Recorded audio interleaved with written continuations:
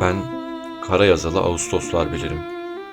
Yazın bağrında kışı yaşatır, dondurur.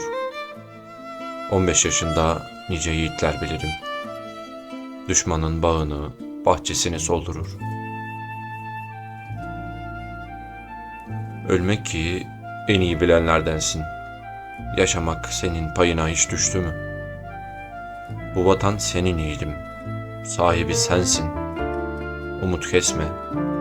Son eren toprağa düştü mü? Evin barkın olmaz, hayallerin yıkılır. Bir kemençe sesinde mutluluk ararsın. Baban gider, dünya yükü omzuna kalır.